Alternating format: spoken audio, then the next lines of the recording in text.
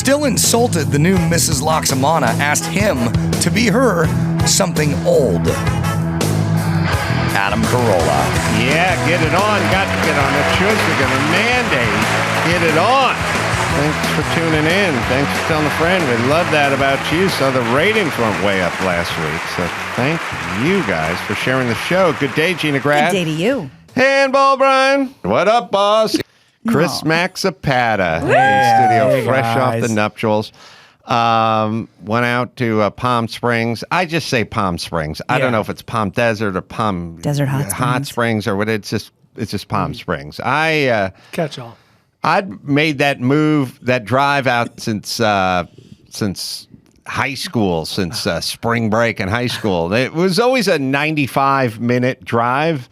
I didn't know the New World Order was 3.5 hours. At least. Yeah. And it's just, I guess that it's traffic, and more traffic, but it's also we filled in all the spaces in between Palm Springs and Los Angeles. Also, I'll go on a limb here. Did you drive back to Malibu from the desert? I went back to Venice, and then same thing. Yeah, same thing. But it was a warm day. There was a lot of beach traffic. Oh, was it warm? Us all. It was a warm day. Not only was it couple days. Was it unseasonably hot at the wedding, but it only spiked for that one day. Yeah. Just literally brutal. 80-something degrees the day before and 80-something degrees. I mean, by yesterday and today, it was actually cold outside. 72. Yes. It was God's way of saying, welcome to hell, Chris. Look, I mean, we had the guy run out with our money. We had a worldwide pandemic. And then they just made it the hottest day of the year. I mean, some would take these as signs. Yes. But you persevered. No. Well, what is the average temp for that time? We were expecting it to be 85 to 87. And I can tell you their wedding website proudly posted it is beautiful in Palm Desert in April. Mid to low 80s, perfect temperatures. We got an app that we paid for that says like the history of that day in Palm Springs. Farmer's Almanac. Yeah, exactly. And that's what we were expecting. It just randomly, this is like the hottest. Did it jump 20 degrees past that mark? Yeah, it hit 100. It was over 100. Adam, you've never been two. Yeah, but the mark is the base. Sorry, I mean, if it's average 82, it got to 102. Yeah, you've never been to two people's wedding in this room where you showed up after the ceremony to a blazing hot wedding. Yes, your wedding was in fortified wine country. And real wine country. And it was unseasonably hot. It was 96-ish, which for Napa is outrageous. For that neck of the woods. Yeah, we left. I met up with Matt, the moderator, and he had a big Cadillac Escalade that they let him borrow. And so I said, I'll ride up with you. And I got to his house right at noon and took us 3 hours and 49 minutes or something. I thought it was a 2-hour trek. I'd been checking. I checked it on Waze, but I guess afternoon on a Friday. Yeah, everybody's trying to get there. Yeah, you need that fast track. It kicked hard. I guess you'd have to leave at 9 or 10 or something to get our 10-hour window. But anyway. But Matt was there. Matt, the moderator? Yeah. No, I showed up with him. I think they showed up together. Oh. Yeah. Yeah. But Brian definitely made it known that just like right after the ceremony, I walked to the corner and Brian just went, "Yep, you got it too." Thank God you drove with Dr. Drew to my wedding. It was all good. That's right. Yeah, we left. I didn't even know if we left late, but I guess we left late at noon. No. Yeah, I mean, you wouldn't think that would be an issue for a 4:30 wedding. No, but again, I was working under some sort of 2-hour window, not 3, whatever, almost 4. I mean, we didn't get there until like right at 4. Now, it was warm, and there was a rush to the bar after the ceremony, as you would expect. And the bartender, I was told, had shaky hands as the people descended upon them trying to make drinks. My God. But I got to tell you, do you know what they ran out of first? Probably the slushy. The Loxy Love. Oh, the we were Loxy all Love, obsessed. Oh, so the then slushy never started. What? The slushy. Wait, there were slushies? Exactly. Oh yeah. Oh, they were handed out eventually. I didn't get a slushie. Early on, it was But too damn hot. the Loxy Love was basically your take on the old fashioned, which was amazing. Yeah, and the bartender actually picked oranges from my tree in my backyard, and he made orange curacao and then dehydrated them for the garnish. Yeah. Nothing. Yeah. Yeah. Yeah, you couldn't taste it, but yeah. But it's a good story. Get out of you here. know. Yeah. I really liked dinner. I mean, we had awesome tables, so it's hard not to like dinner. But I liked it how it was family style. And after being keto and doing your best, I like a couple of carb courses. And by the I like way, that there was like a family mashed style potatoes course. underrated. I'm over the buffet. I'm Yeah. over the Family service. style's great. Oh, that table got served. They're done. We're Right. waiting for ours. No, family style. That was Yeah, great. exactly. Just bring you guys all That was together. nice. Yeah, I couldn't stay off the whatever version of mac and cheese that showed up. I just Cheesy penne. Like I penne, could not yes. do it. It was so good. It was amazing. I'm back on my keto now, but it hit hard. I was also walking around Palm Springs the next day, and I noticed they have some homeless issues there. And then I realized the homeless desert versus the homeless, Portland, Oregon, Seattle, Washington, or even, East Coast. It's a different kind of homeless. A scorching homeless. Which is the homeless on the East Coast are like the bundled up Yeah. kind of bag lady wearing Right. 7 Layers, sweaters. yeah. Can't see really no distinguishing features Yeah. other than just a big bulbous pile of army jackets moving slowly Surrounding, along the sidewalk, flaming talking to themselves. Guy looking like Tom Hanks in cutoffs, talking to himself. Yeah. Lounging on the sidewalk. Yes, just it's off-putting Yeah. because I can see his toenails. The guy's like barefoot, Yeah. shirtless guy, cutoffs. You're really getting all of the homelessness in this guy. There's a weird. More concentrated. It's a version of when you drive through some neighborhood like South Philly, you see some urban decay.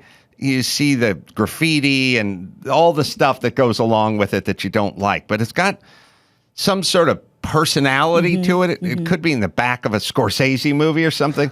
When you see that sun-bleached, kind of fucked out desert pour, the swamp cooler that's falling through the roof, and not an ounce of grass or shade, Right. to be found. Just Foliage. It feels really methy. Yes. Yeah. And just Salton Sea kind of burnt. Yes. Just sunblasted. Dirt and rocks. It gets, to me, brings the depression level Yeah. up. I'd say a even few their notches. urine is just a touch more sour. The smell Yeah. of it. Oh, yes.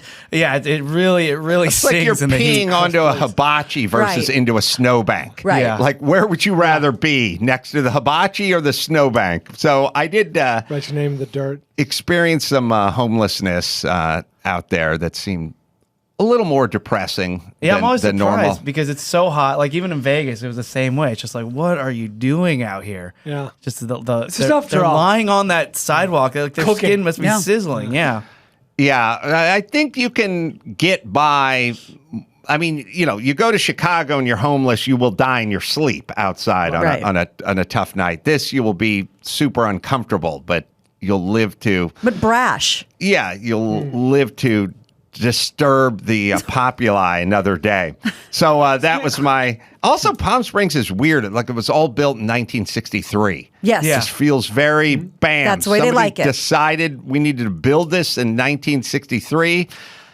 The Ocotillo Lounge was a blast from the past because that was the hot spot as featured in Winning Time. Winning So Time, that was the which I name always of want it. to call Showtime. Right. But Winning Time. I wonder if they trademarked Showtime or something like that. Well, I you think know, it's more likely. there's a network. Yeah. It's on HBO. So calling it it's on. Showtime Oh, would it's have on been HBO. All right. problematic. Yeah, you're right. I think so, too. That was where they all landed at the Ocotillo back in 1980, and that was the hot spot for spring break. The Ocotillo. For some reason, that's where.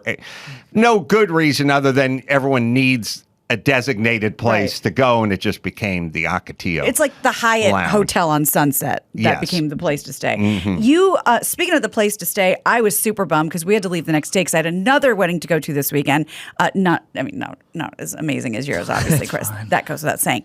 But They said stay Sunday because there's Biscuits and Bitches drag brunch. Oh, and yeah. I didn't get to go. Carbs and fake titties. I'm like, well, sign me up.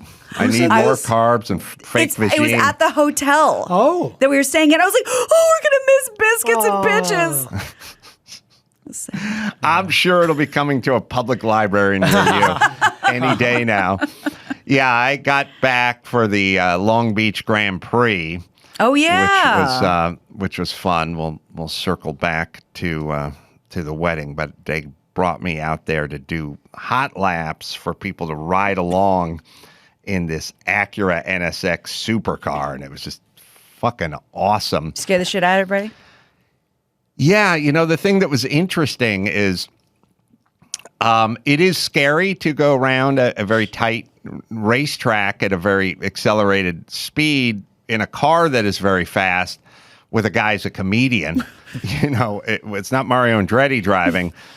And I drove about 12, 14 people around, just one hot lap for everybody. Hauling ass, driving it, took me a lap and a half to kind of go, oh, yeah, that turn. Oh, yeah, that turn. But I knew the track so well, and I was going at it. Everyone was a great passenger, men, women, young and old.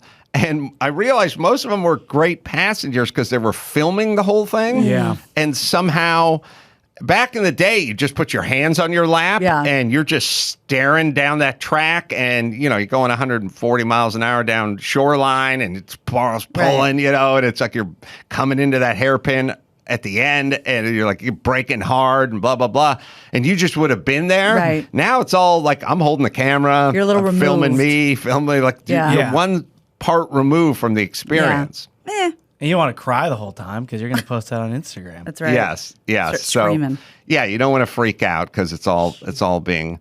I've done that as a passenger. It's so much jerkier because you're not controlling any of the turns, and you're like, it's a weird experience just hitting those turns and not being in control and just leaning in all of them. We have a vid. I don't know what this vid is. Oh, it's a vid of a guy doing it.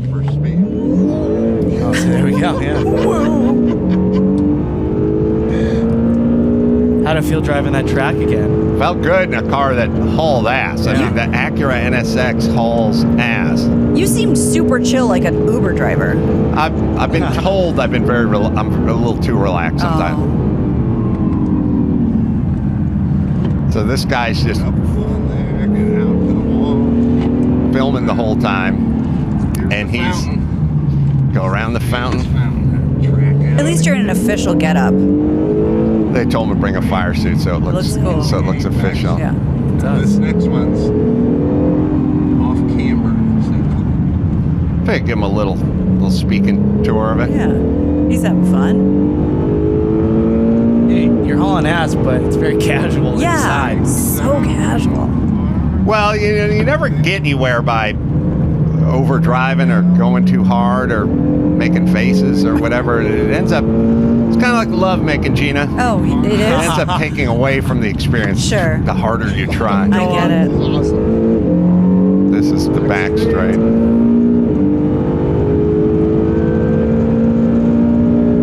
This is all one lap. 12 miles an hour. Yeah, we got up to about 120 at the end of that. This must have been earlier. Damn. Speaking of lovemaking, back to the wedding. Yeah, sorry. All right, very back cool. to the wedding. Well, I just want to say thank you all for coming. It was awesome. It was a good time. It was a lot. Was there 300 people there? 150. Oh, really? Yeah. I don't see a double. Yeah. And 150 and their dates and their plus one. And they're 300. It felt very, very populated. Very full. Yeah. I mean, the venue, it looked a lot fuller too when everybody was there, but it was just cool. Well, it looked a lot fuller when you each had 8 people standing up with you. My God, we had baseball teams behind us. 19 was opening bridesmaids day. and groomsmen. So we had 9 people. Yeah, it was opening day. 9 people yeah.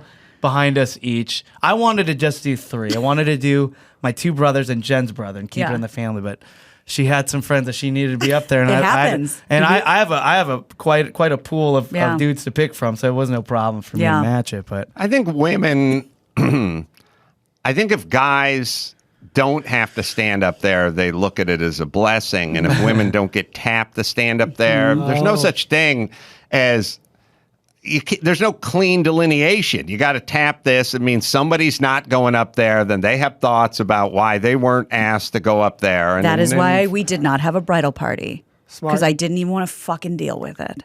Yeah. It's just the two of us. Yeah, the asking is very ceremonious for girls. Like it's a big deal. Whereas We were taken to brunch when we got asked. Yeah, like in Brides, they open the thing and a butterfly flew out or something. Like for me, it's just like, hey, do you want to be in my wedding? Was I it mean, text? they were touched, but yeah, it was a little different. That's funny. Speaking of the wedding, the ceremony specifically, Sure. we had mentioned it was warm, and it was a thankfully very brief ceremony. Yeah. Was that a game time decision, or were we things knew. cut out, or was that always going to be brief? Like Well, that? our 'Cause it was officiant, maybe like 8 minutes. Yeah, our officiant Trevor is the one that kind of guided, made it quick. We asked him to make it quick. I think that's why we did the speaking roles at the same time. Like both of you say, yes, right. do your things at the same time. Talking yeah. over each other is weird, but okay. Yeah, it's okay. We just wanted it out of there too. When did it start? What time exactly did it start at? To be honest, I don't know. It's scheduled for 4:30. I don't know. Almost 5? Did it start No, on time? I feel like it started pretty close. No, to I on got time. there before 5, Oh, and maybe it it's was just 'cause I was all schwitzing. it was all done. I didn't wear a watch. I was on wedding. Smart. Yeah. Hey, August said it was like in and out, Yeah. fast. Yeah. But that's the other thing. Speaking of chill, Chris, you seemed so chill. Like you weren't Chrissy freaking mentioned that, too. out. Chrissy mentioned you seemed very like. And at one point, when we were slow. going to take our seats, you told me, "Good luck out there." You were that chill. Oh yeah, I don't know. It's just when we, the anticipation of it, I at least had. It felt like 50 people go, "Hey, I want you to relax and just absorb this day and just make sure to take it in and do, it's going to be a blur and all that stuff." So that's in my head. It's like, okay, you did just, it. yeah, just be here, and I think it worked out. Did you guys sample the dessert that I didn't know donuts? about? Yes. Yeah, that was fucking rad. They had you had a woman, a personal mini donut fryer on site. Yeah, that Fry was Girl, that's her name. insane. She was amazing. great. Yeah. Oh, it was the perfect thing because we wanted something just a little different. Usually, when you go to weddings, they have that donut wall with like the pegs, Eh. Sure. and they just get stale. The No, donuts they're are like awesome. the size of your, if you made like a little ring with your Yeah, hand. they're like a They're silver kinda- dollar. Kind of medium onion ring Yeah, size. it's pretty Exactly. sweet. They were fabulous. And she was cooking them up fresh. Yeah. It was awesome. Oh, That was a good call. Thank Yeah, you. that was nice. Yeah, everything went well. The venue, the Lautner was great. they're the the food. best. I mean, yeah, the drinks. It was a dream come true for us. Good. And your mom is adorable. Oh, Love thanks. her. Yeah. She couldn't have been happier too. No Carolla show staffers in the wedding party. Controversial. What's I the know. deal? Well, Is it? I wanted you guys all to sit together. I put you guys closest to the bar. That was nice. That was really nice. Under the umbrellas is the real key. It was so funny. We all went over to like look where our table is, and we looked, and we're like table like 17 out of 17. Yeah. And Brian's like, "Well, everybody knows you put the table that's closest to the groom." Well, Yeah. As far 17 away always as goes possible. up closest to the bar, and like we didn't want to deal with family. Like, why'd you put us so far Oh away? no, we were we fine. were the only ones with umbrellas. We couldn't have been Yeah, happier. Cool. It was Jen's awesome. dad's really nice. Oh yeah. Talked to him for a while. Yeah, remember I told you he's like semi-retired now. He got he retired from his main job and then just got like a minimum wage job at a woodworking company just so he can be in that world. Really? Life. Yeah, and just to hang, and he just loves it. Just yeah. to hang. Yeah, It's yeah. He cool. has a He gets a very. good discount too. Yeah. He's comfortable in his own skin, which is about the best thing you can say about Yeah. either Totally. a person or a dog. Yeah. Or all of God's creatures, the people that feel a comfort Oh level. yeah. And Yep. didn't he go to the bachelor party? Oh yeah, he stopped by the bachelor party too. Oh yeah. So it's not perfect. Oh no, we had a He blast. said he had a He great loves time. being around wood. I'll tell you, every wedding I go to, the closest I come to crying is when the dad gives a bride away or anything like Yeah. that. It was So a it's great just like- speech. Yeah, and then the speech, like he was really really nervous about it. And He was good. adorable. Yeah. Made it Christy worked out. cry.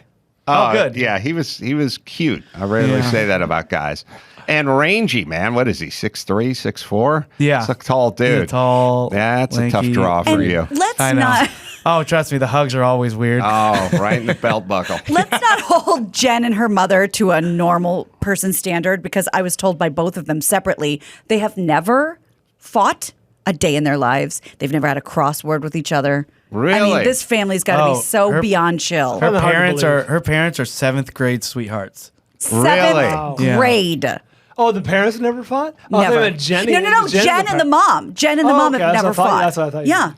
It's just a very, very happy family. Yeah, I got really, really fortunate. I think the main upside to Mom is she looks like the mom from the Ted Knight sitcom Too Close for Comfort Hold on. from like 1984. Is it Jim J. Bullock? Jim J. Bullock is Okay. in that. They inexplicably have the two sisters. The one that is the ditzy blonde, and the other's the spunky Chicano. Right. Oh, yeah. And it's always like, how did you have these two different daughters? Sure. One was literally played One looks like Debbie a Allen. gangbanger in the movie Warriors. Oh, and there you go. The other looks like the cousin from Suzanne Summers, Yeah. sister. They just did casting that way. But Deep they look pull for with the that. mom. Yeah, looks like you guys are standing on the side of Wow. a hill. I know somebody had to say that the mom looks like the mom from Too Close for Comfort. Yeah, it had to be I'm said. sure she's been told She that probably many, gets she can't leave the house many times. without being told. And the that. dad has either thin Dennis Prager or in the conservative talk radio category, a Hugh Hewitt. Oh, Look, Hugh Hewitt. if anyone has ever seen what Hugh Hewitt, Can we throw in a dash of Ed Begley Jr.? yes, yes, you can. He gets Dr. Drew the most. Interesting. Oh, really? Believe it or not, yeah. Well, they're a happy couple, which is good. Yeah. Because a lot of women sometimes carry whatever that relationship with the dad is, or the conflict with the mom and the dad. Sometimes they can recreate that Right. in a new that what they do? relationship. It happens. Okay. Yeah, he even invited her up at the end of his speech, and she closed it out and everything. Yeah. Like, yeah, That's they're nice. great. Now the after party. I didn't go. How was that? Oh, it was great. It was remember awesome. it? Yeah, it was. God, I was so tired, but yeah, we just filled up this tiki bar. We took some buses out, and Those buses were crazy. Oh, yeah. Like rock star buses. Yeah, I I think had Dawson's on that bus. I should have. Well, first off, I didn't do the calculation that it was literally next door to my hotel I was staying it was. at. Yeah, I would have definitely walked over there. I had a sort of go no go flight control, launch control kind of thing, which is I got dropped off back in my room. It was like 11 o'clock. Matt was going to go back to his room and like change and do whatever I was going to change. And I had that, I'm in my underwear. I'm buzzed. I'm not exactly sure where the venue is. Time to party. But I assume, I thought I was going to have to Uber there or walk Right. there or Right. something. I was like, it's hot outside. The air's good in here. I probably drank enough. It's 85 I degrees. think I call it Yeah. right now. Yeah. I'll just call it right now. I just went to bed at like 11:05. Yeah. But I should have if I knew, and I should have known that it was literally there on the Yeah, it was- campus of Mark Garrigas's hotel there. yeah. I would have went. You had a Grand Prix to go to. I had a Grand I Prix didn't to go expect to. anything Too. Yes. Dawson, do you remember the after party? Yeah, the after party was interesting. We all got to this tiki bar, and it was funny because there's about 50, 60, maybe 70 of us going into a tiki bar, and I started laughing. I said, great place for an after party where it takes 8 minutes to make any one drink. Right.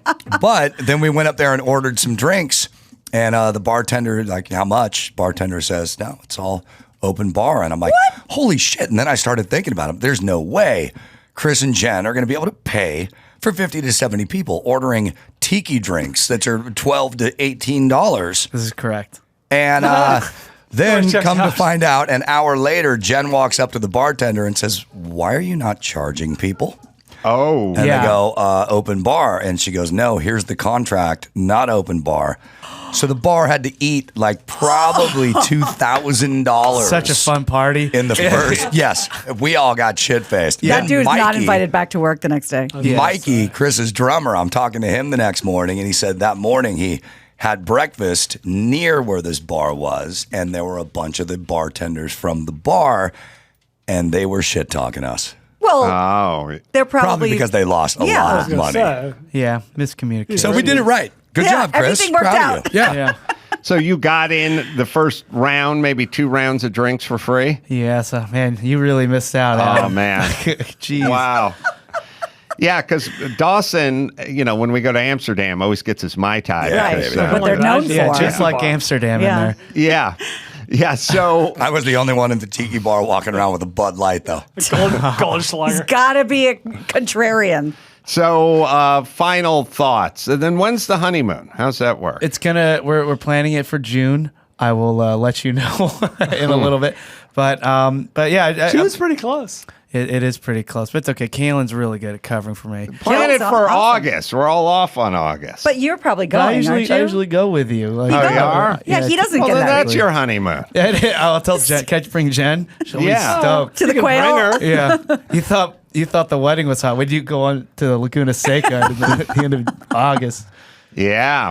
Well, now we're going in a week and a half. What? Or something like that. Yeah, he's a I'm Trans going Am. in, Oh, for his in, wedding. in a week and a half. So I'm now back to my diet. It's But tough. But yeah, just once again, before I get out of here, just want to say thanks again for coming. It's really cool. Mazel It's always cool tov. seeing you It was a guys lot like of fun. in a different environment than Yep. this one. It's surreal. We it's had a beautiful and- blast. yeah, it was really. Yeah, cool it to see y'all. was really, really good. As soon as the sun kind of started to go was down, beautiful. immediately cooled off, and Yeah. a good time was had by all. Yeah, it was totally. wonderful. Is she going to be Jen Loxamana? She is. Oh yeah. my, good for her. I Yeah. just couldn't schlep with the paperwork. Oh, it's the worst. Yeah, I'm not interested in that. I am not jealous of Yeah. having to do that. Good for you. All right, comedian Erik Girffin is going to be here shortly. We got other stuff to talk about. First, I'll tell you about JB Weld, world's strongest bond, the brand DIYers and pros have trusted for over 50 years. Use their epoxies, super glues, putty sticks, and wraps for projects big and small on practically any surface: metal, wood, plastics, glass, ceramics, whatever you need to bond together. There's a JB Weld product for you. Keep it in your kitchen drawer, toolbox, with your craft supplies, and, of course, out in the garage. Also, the proud owner of Herculiner, the original DIY truck bed liner. If you're looking for the world's strongest truck bed liner, Herculiner, well, they've got you covered. So whether you need the Herculiner or you need some JB Weld and super glue and whatever else, all the putties and products they make, they're available at jbweld.com. Home Depot, Lowe's, Walmart, AutoZone, Advanced Auto Parts, O'Reilly, Amazon, Michaels, and more. Proudly made in the USA. All right, take a quick break. Back with more happenings and goings-ons after this.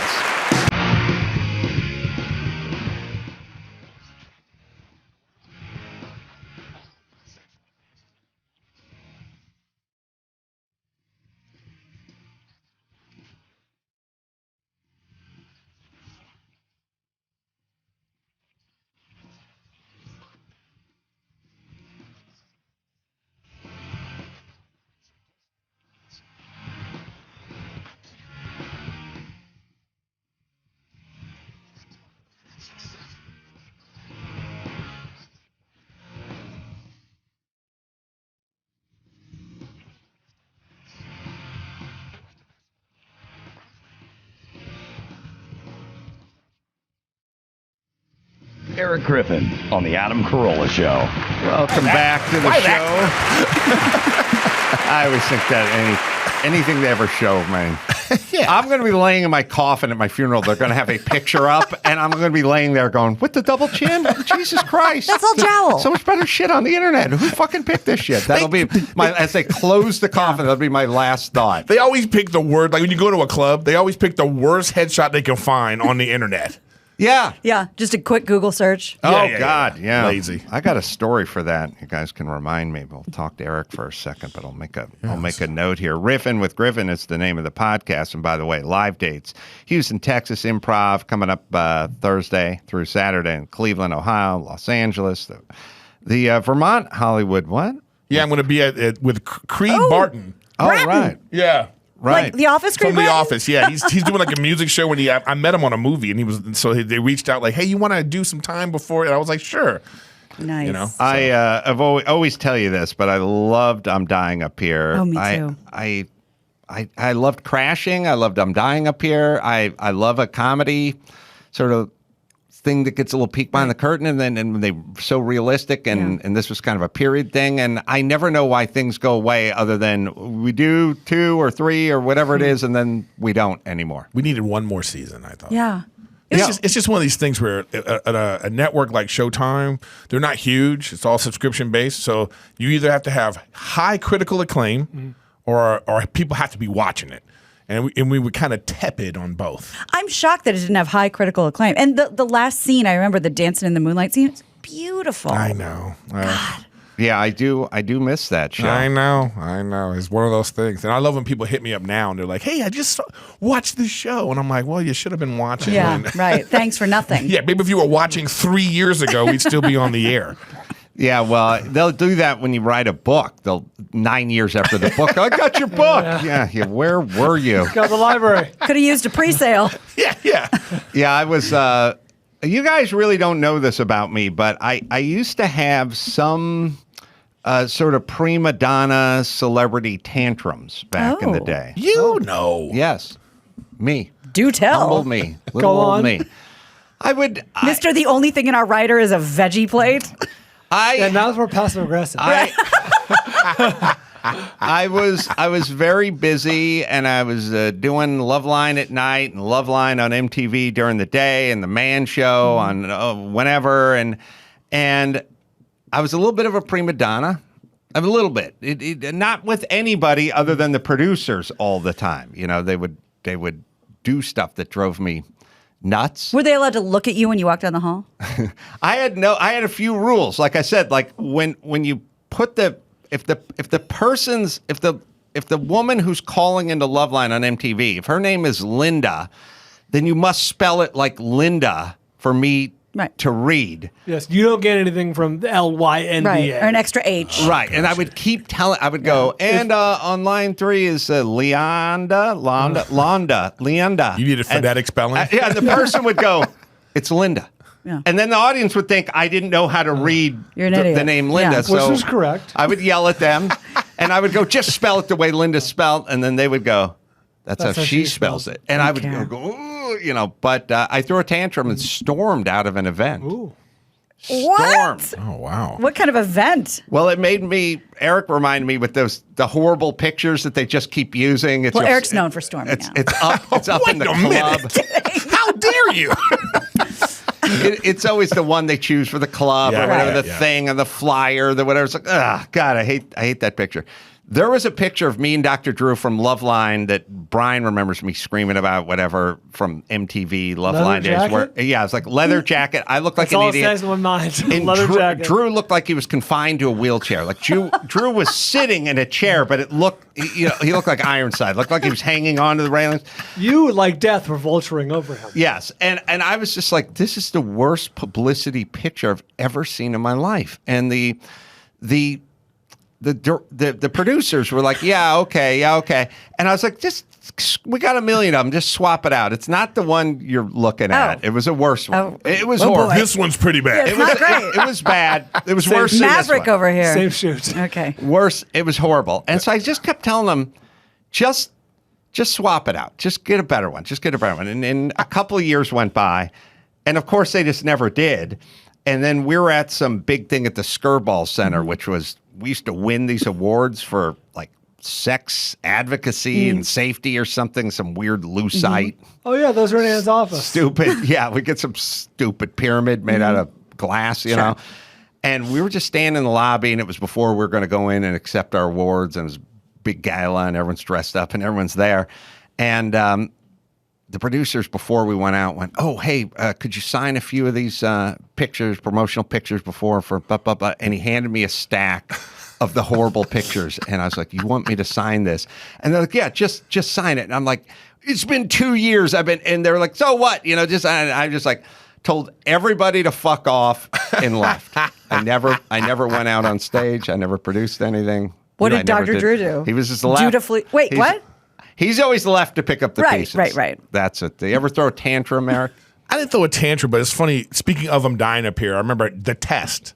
So I'm walking into test with the president of the network and casting and all these people to see if I can get this part. And as I walk in, I look on the table, and it's the worst headshot of me ever. Like they just downloaded it off the internet, black and white. And I remember I walked in and the first thing I said was, "Why are you using that picture?" Yes. This is my big test, you know. And I'm like, "Oh my, why that picture?" And then like the president of the he goes, "So what's wrong with this picture?" And then I go into a whole thing about like every time they use this picture, and then it was like in the middle of it, I was like, "Oh, wait a minute, I'm going for a big part that can change my life." Anyways, let's get back to the, you know what I mean? But it just you have a visceral reaction when you see some nonsense. Yep. You know what I mean? Where'd you guys shoot that? It was in L.A. at the Culver Studios. Culver Studio. Yeah. Which I love because I live in Culver City. Nice. So it was like this whole thing was a dream job, you know?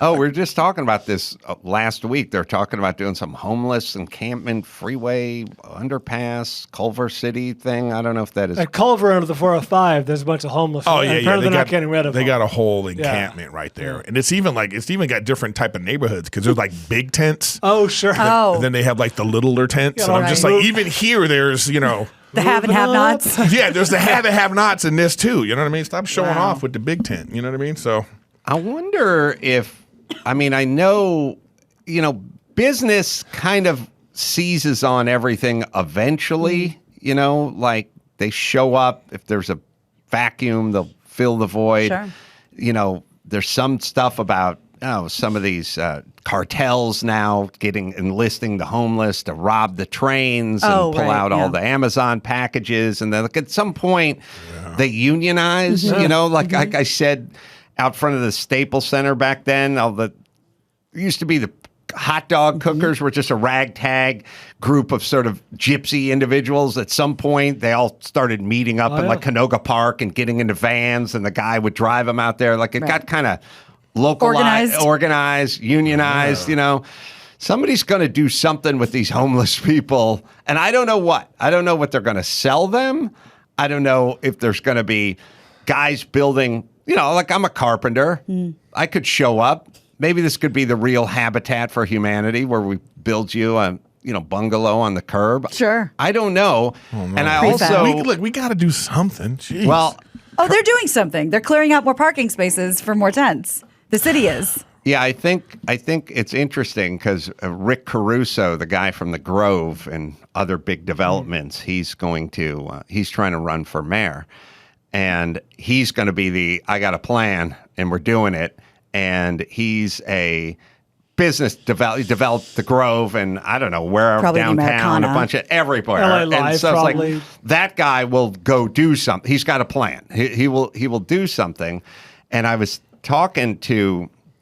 I'm interested in everyone's take on this. I was talking to Mike August about it, and I said, he's like, Caruso's going to declare emergency, and then he's going to sweep in, and then he's going to stomp some ass. And I'm like, good, somebody can do something rather than the guys talking about good vibes and feelings and fucking chasing rainbows and everything. Sentiment. And he said, I said, but he's a Republican or is he a Democrat? He's like, he's a longtime Republican. He's look at him, look at Rick Caruso, look at that guy.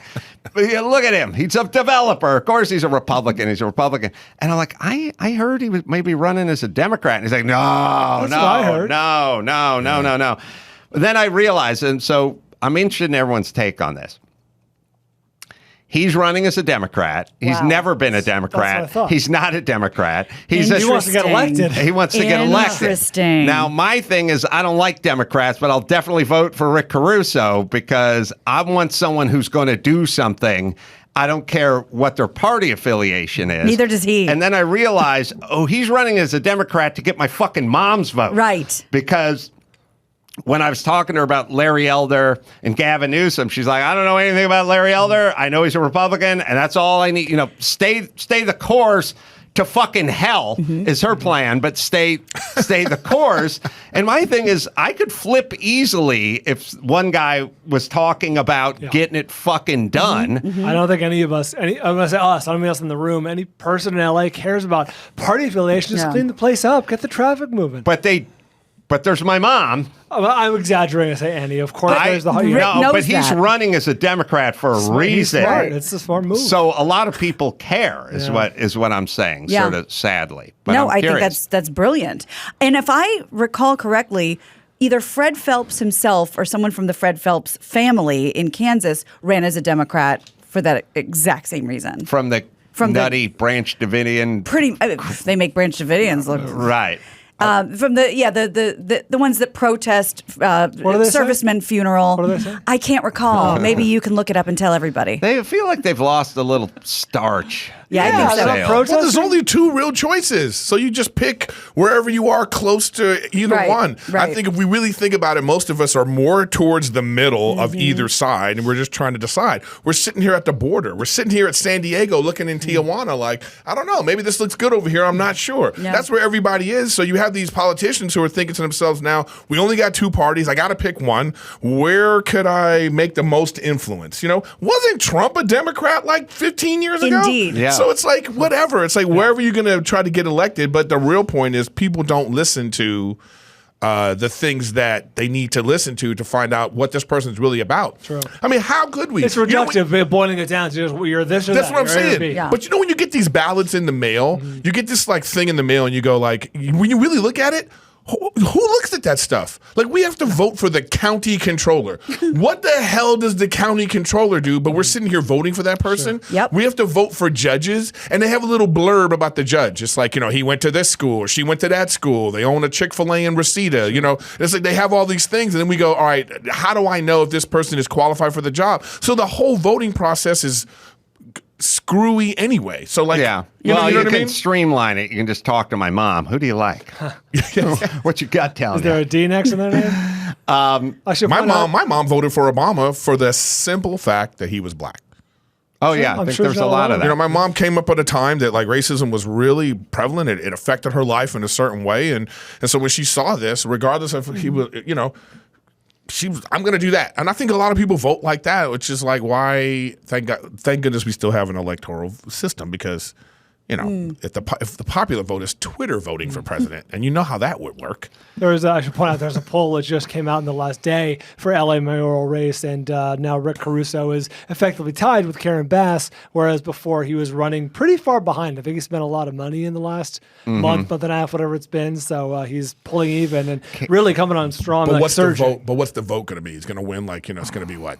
Out of 7-8 million people in Los Angeles, it's going to be sure like 2 30,000 people yeah, voting. Right. Yeah. Karen Bass is a city council I don't person. think she's I thought she was a federal congresswoman. Well, we'll see who she is. I think she's the congresswoman for the West Side, like district, like that whole Beverly Hills area. I'm going. I think. Dude with building background and fucking homeless, clean that shit up. Let's do Right, it. as opposed to another career politician, right? But what someone does that just- even mean, though, to clean up the homeless? I don't know, Let's but give it a shot. I'd like Let's- to. I'd like Does to it mean find move out. them, or like what are we going to do? let's try something. Because everybody in the country sends their homeless here because we have the best weather and we have a lot of land to let people.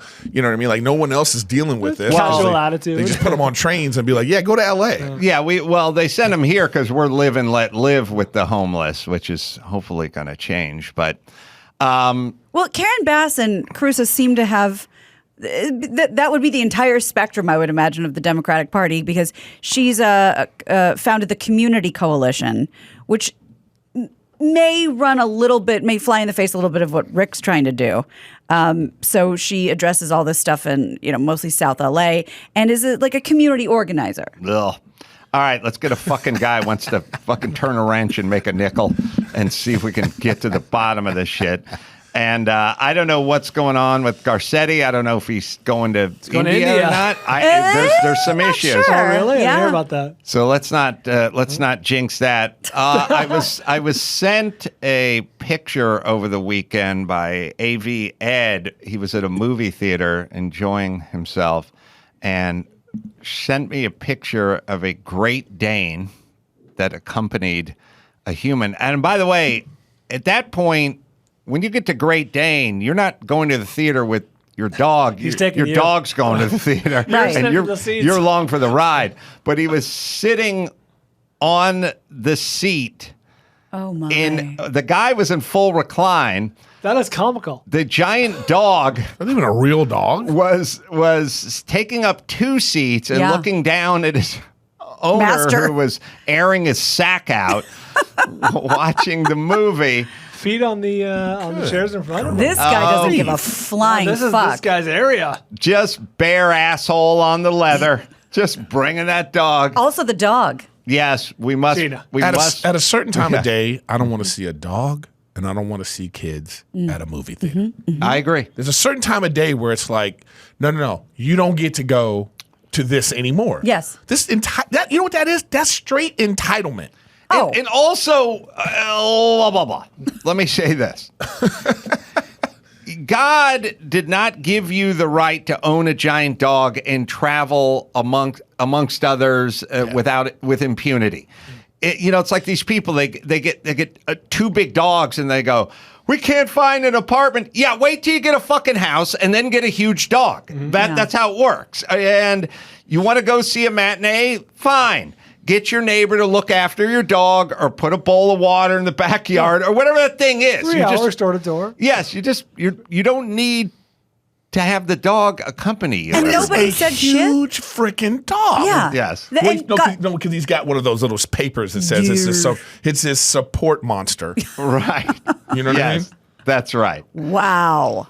Yes. That's like a horse. That is a giant ass comical dog. looking. Yeah. A giant like Marmaduke. Great Dane Yeah. at the theater.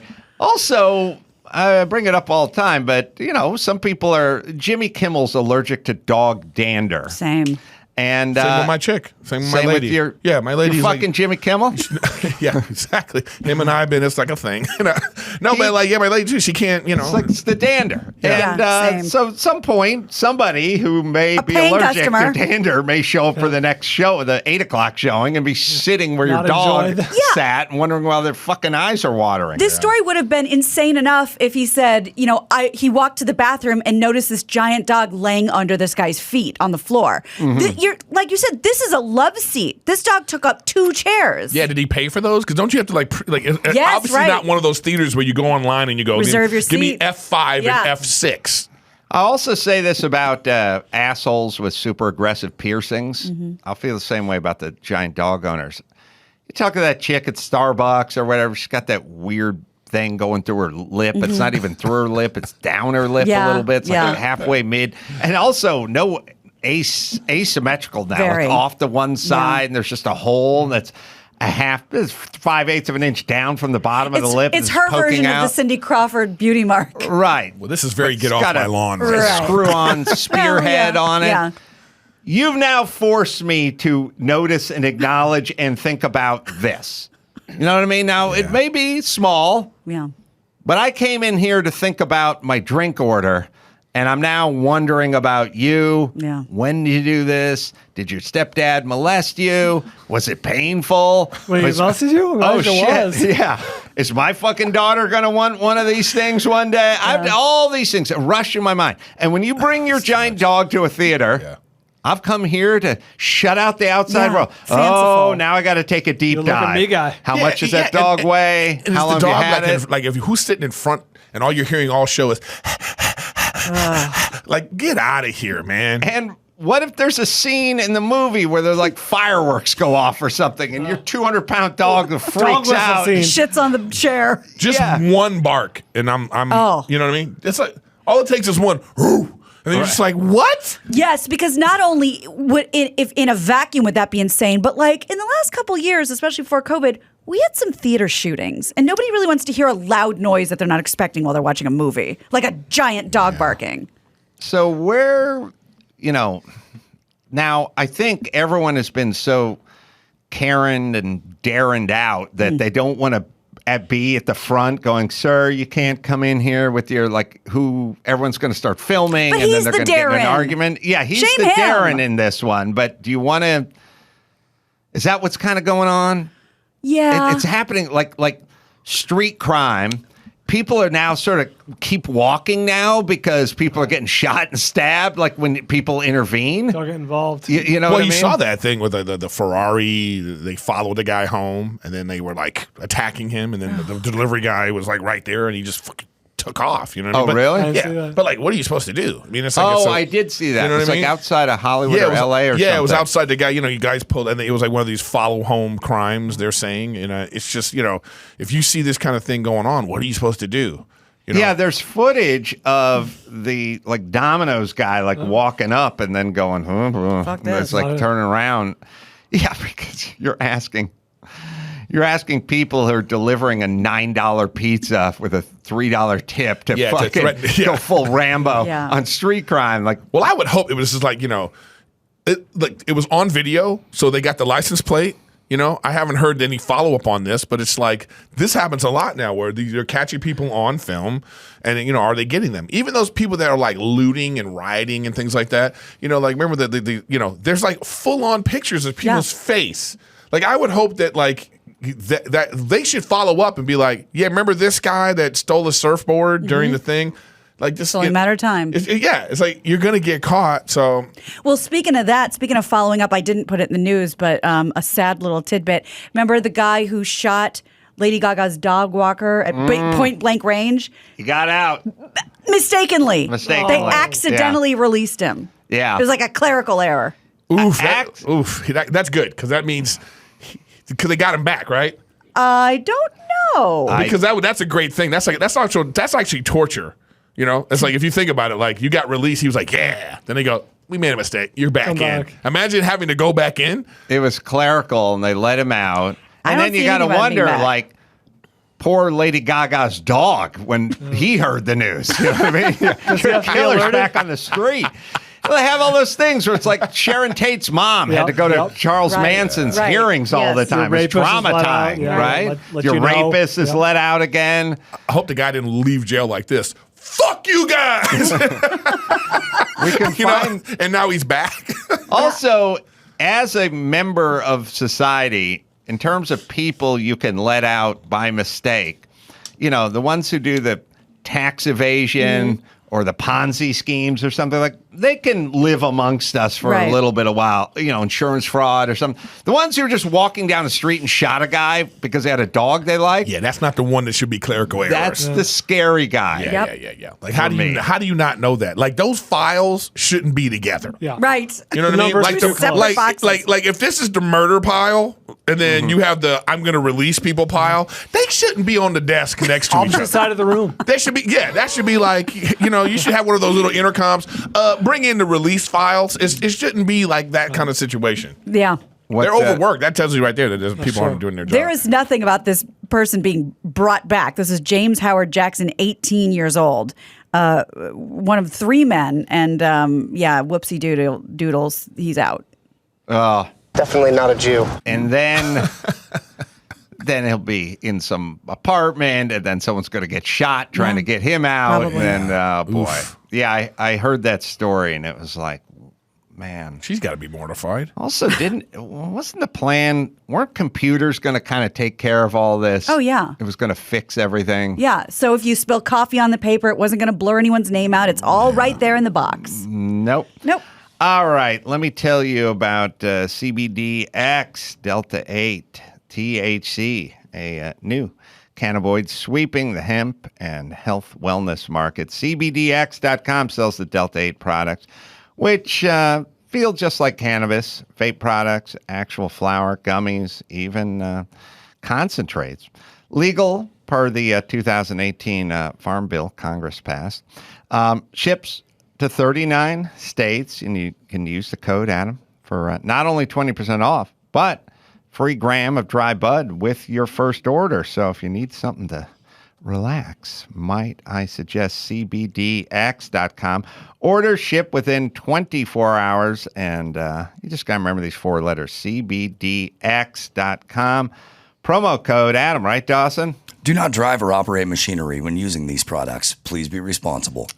All right. Erik Girffin's going to hang with us. We'll take a quick break. More chats after this. It's time to check Adam's voicemail. Hey, Adam. I was listening to your live show where the guy talked about a curved penis and you called it Peyronie's disease, which reminded me of the first time I saw you on TV. Back in the late 90s, you were on Loveline with Dr. Drew, and some guy called in and said, Dr. Drew, I have a problem. I'm getting made fun of a lot. People laugh at my condition. I have a curved penis. And then you responded immediately. You said, boomer wang. And that's when I became a lifelong fan. Get it on. You can leave us a message at 888-634-1744. It's kind of funny. Yeah, it's a good one. Never thought about that one. Boomerang. And it came back. You'd think it'd be one of my things, but I don't think I've said it since then. Yeah, that's a cool. That's a better name for Peyronie's. Yeah, that's good. And the commercial with in the carrot. Australia, they probably call it Boomerang. Sure. Yeah. You get slapped for doing a joke like that now. Right. Yeah. How do they fix that? I mean, that seems dangerous. I resent the implication that needs to be fixed. Yeah. Well, we're revealing a lot here about our wangs in the room.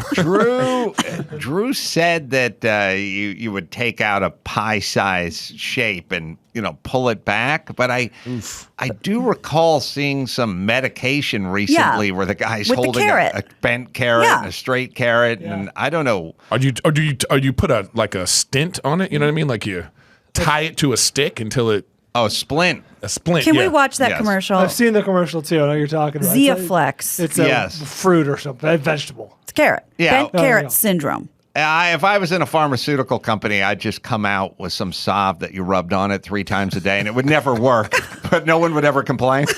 But you got to make it very lubey, and it's it's got a little coconut some tingling on it, and people will be like, they're using this for the wrong thing. There's an American Dad episode about that. Oh, there is. He burns his penis and gets a salve, and he's like, I gotta go put the salve on. Yeah, why do you have to run the shower each time you put the salve on? That's my question. It's activated by the steam. So there's that. We'll figure out whatever that one. Oh, here it is. Is it a cream? Could you? Thought it was a looks pill, different man. from guy to guy, but when yours bends in a different direction, you might feel bothered by it. So talk to a urologist He looks because so a bend in shamed. your erection might be Peyronie's disease or PD. It's a condition that involves a buildup of scar tissue, but it's treatable. Xiaflex is the only FDA-approved non-surgical treatment for appropriate adult men with Peyronie's disease. Popsicle stick. Along with daily penile stretching and straightening exercises, Xiaflex has been proven to help gradually There's reduce straightening the bend. exercises. Don't receive if the treatment area involves your urethra, or if you're allergic to any collagenase or any of the ingredients. May cause serious side effects, including penile fracture or other serious injury during an erection, and severe allergic reactions, including anaphylaxis. Seek help if you have any of these symptoms. Do not have any sexual activity during and for at least 4 weeks after each treatment cycle. Sudden back pain reactions after treatment may occur. Injections. Tell your doctor if you have a bleeding condition or take blood thinners, as risk of bleeding or bruising at the treatment site is increased. Talk to a urologist about what your manhood could look like. Find a Xiaflex trained urologist at bentcarrot.com. Why are they looking at each other? It's going to be 4 weeks before he can do anything. You know what I mean? Like that's just going to help with the straightening exercise. That's right. But I don't know of any women who've ever complained about this.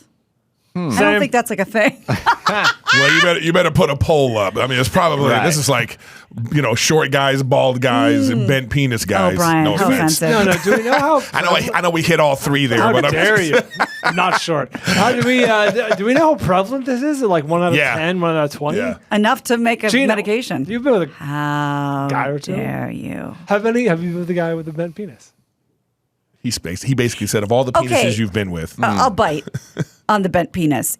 Yes, but it didn't go up. It went it was like a protractor. Yeah. Oh, okay. Like a protractor? Isn't that, don't they kind of like curve, like. They list. Yeah. Oh, I may be thinking of a slide rule. Now, does the guy have to move to the side, or is it like if he's straight on you, do you feel it and you're like how does that work? Are you feeling it on the side of your? That's right. That's exactly right. Got to adjust accordingly. Wow. So maybe this is an issue, actually. Well, it's issue enough to run. It's not an issue for me these days, which is why I put a ring on it. It's a cock ring. Yeah. We've all seen the commercial, so Indeed. it definitely exists out there. Like when lawyers are just wanting to see how many people would bite on a class action suit. Mm-hmm. Are we just trying to see how much interest there is? Yeah, in 10 years, you're going to hear did you use this? Is your penis effectively broken? Join our class action lawsuit. That's what's going to happen there. Well, I was trying to read the bottom, which was going really fast during the commercial, but I saw 2 injections. Ooh. So, and what is the injection site exactly? On the bend? Yeah, it's got to be on the bend. Can you imagine? Have you ever done that? Anybody injected right into the... Never. Thankfully, never had to. No. Cash and prizes? No. But I do have that Dupuytren's disease in my hands, and they do inject stuff So to does try my to mom. loosen it up. Yeah. And maybe there's a new wave of injectable break up the scar tissue and then straighten it out. Right. How do you get the scar tissue? Are you born with a bent, or is it like happen over time because of? Yeah, what's scarring? You can be like, how's it scarred? You can be born with a bent penis, or it can pop out during vigorous lovemaking and be injured. Like the cartilage breaks. Yeah, and then the scar tissue builds up. You know and- those glow sticks that get activated? We use them Right. today. We play hide and seek with them in the dark room. I feel like this should be a thing that should be happening more frequently. If it's for vigorous, you know, how many guys are vigorous, like that 30 seconds of vigorous, like, I mean, you figure, like, why isn't more dicks breaking? That's a good question. Well, I guess it's how they heal. I guess they break and many mend, but some need to be reset. I guess, and wow. that's what we're dealing with. I wonder if they know right away. Like, it's like, is it like a pop, or like Yes, you're there's a doing pop. it and you go, oh shit, I just broke my dick. Yeah, right? there's a pop. There's two vessels that like inflate to the right and the left. Oof. And then you pull out and it's just, you know what I mean? Like, what do you do? Now, it has to be injected by a physician. Or I'm does guessing. it? Or it could be like I the don't know, like vaccine. It could just be diabetics don't. Bob at CVS just shoots your Right? dick. The 5-minute clinic. Yeah. That's and what then they tell you, can you just sit in, go sit in the juice section until for like 15 minutes and tell us how you feel. Well, that would be a tough thing because I feel like my penis would probably shrink if I was thinking about getting it injected. Yeah. On the other hand, there's such a thing as a nervous boner. No, there's Yes, not. Oh, yes, there is. Yeah, there is. That's counterintuitive. Listen, you have to be happy. Before I walked in here, rock hard. Oh, yeah. Nerves. No, but that's a good question. There's a don't get a boner. Yep. But where do you? So, like, if it's, when it's little, where do they know to inject it? No. They may need to get a little blood Yeah, they flowing. get Is there like fluffer is there a going. fluffer Right, the nurse. in the doctor's office? Sure. I Yeah. love this. Is interesting. No. Wait, nervous. Why isn't there a pill for nervous boner? You really get a nervous boner? Because if you get a boner, it's a boner. But if you're if you're nervous about flying, you get a boner on there. No, there's a don't get a boner. Right, I kind of understand what that Which is. is, if the as I've told you, you get in that physical for football when you're in the 10th grade. Nurse tells you to get down to your underwear. Doctor's going to be back in a few minutes, and you're just sitting there, Next thing you know. 15 years old in your underwear, and you're like, oh no, don't get a for boner. me, Not now.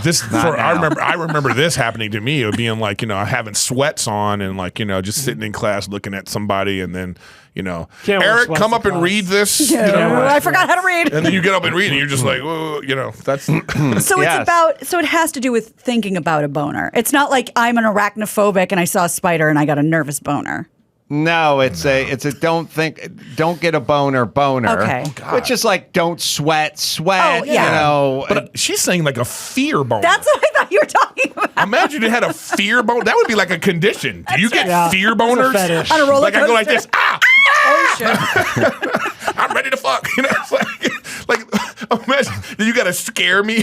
Yeah. Haunted houses are just a date rape central. Yeah, you got to put like vampire fangs in before we like. I don't know. That would be like a Oh weird. man! Then imagine if you got the hiccups in front of that person, and it was like at a kid's party. Yeah, that's right. It's the only way to stop. Or every time you see clowns, you get a boner. Kaylin or Chris, see how that stuff works. Do they inject Yeah, they it? inject it. So it's 2 visits. The first visit, your healthcare professional injects Xiaflex into the plaque that is causing your penis to curve. Yeah. Then 1 to 3 days later, you get another injection, and then after that, you just spend your time modeling your penis with stretches. Oh my gosh. What is the incidence of Peyronie's? Like, is it 5%, 2%? No way to know. I wonder. I mean, it's probably going to be a whole. I don't know how popular puppetry the penis is. It had its but moment. there's going to be some new recruits because after an hour of you stretching your dick out every day, going, I'm going to make. I'll do the soft taco. Is there like a I'll YouTube walk in the video dog. of this sort of like Cats in the cradle? Yeah. Eventually, you'd have to occupy yourself, right. right? That's what's called hungry snake. That's right. Yeah, there's probably like a bunch of great yoga names. Yeah. It's so funny because you think we've come so far and we're so futuristic, but ultimately, if you just watch enough commercials, it's all about putting money into not letting women get pregnant and men straightening their dicks out. Yes. That's it. Become a billionaire just for those two things. That's right. So, Brian, approximately 1 in 100 men in the 1%. U.S. over the age of 18 have been diagnosed with Peyronie's disease, but researchers estimate that the actual number is actually more like 1 in 10. That's interesting because, if you had it, it didn't affect your sexual function. Somebody in this warehouse has to have a bent carrot. Yeah, not me. But I wonder how bad Short it and straight, gets. that's me. right. Short. Nothing to be ashamed of, gentlemen. I'm thick and sturdy. You know what I mean? Wins the race. Well, they also have to define it because it's got to be more than X amount of degrees. I would think if it's anything but straight.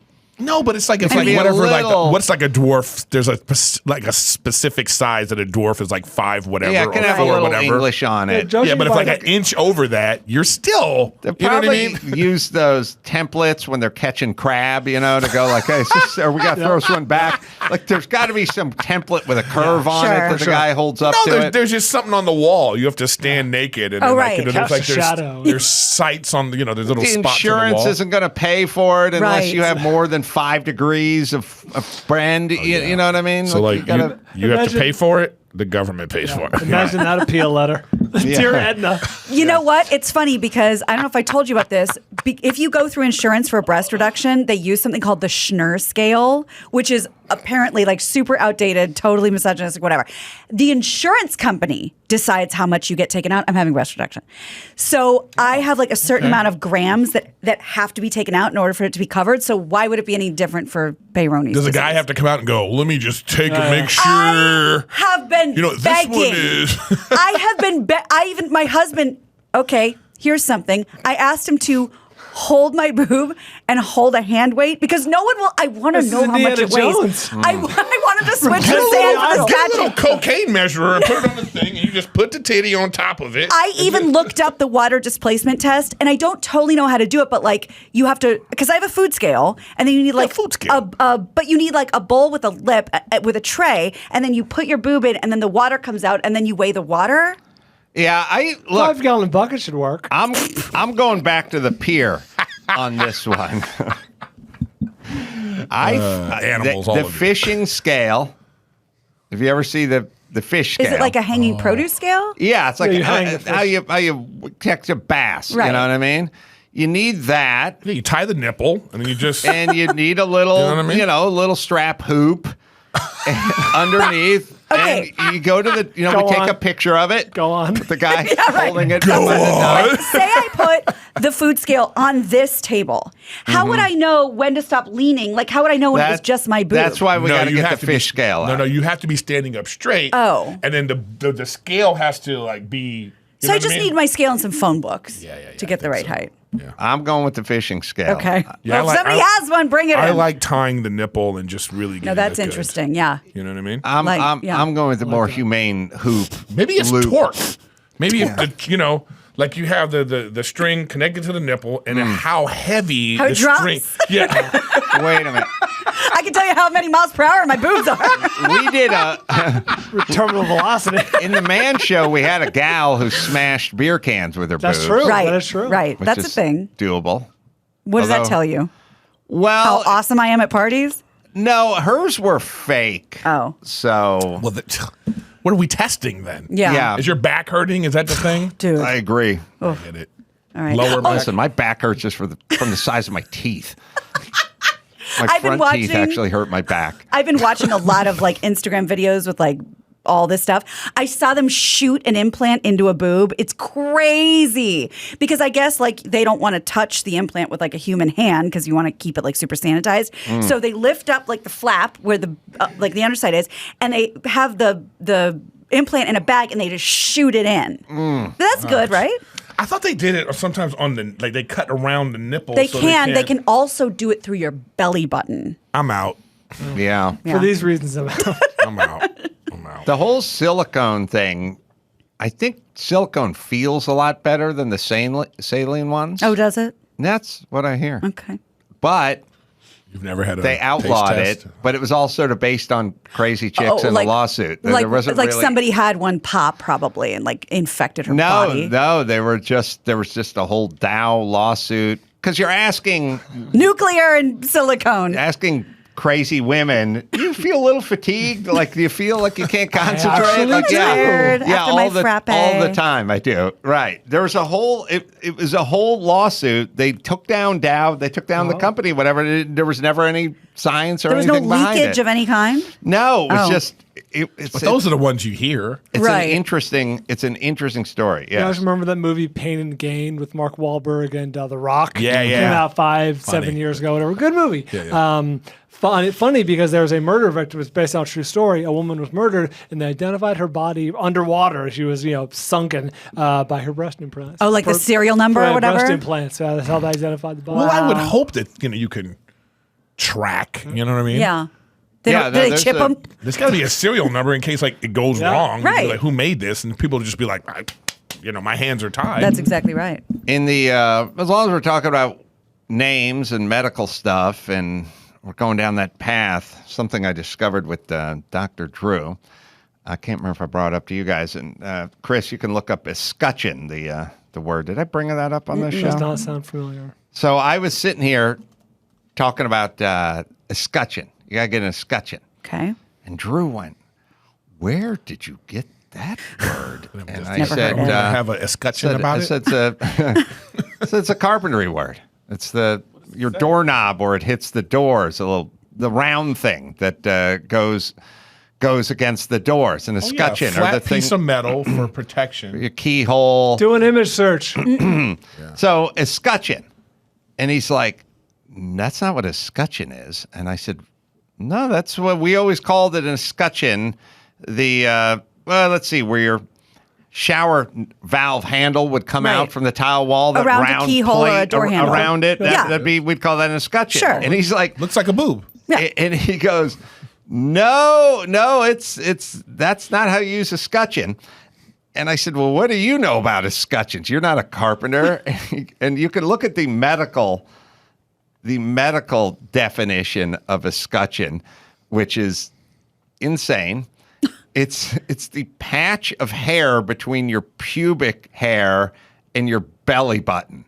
It's called the happy trail is an escutcheon? The happy trail is an escutcheon. Oh.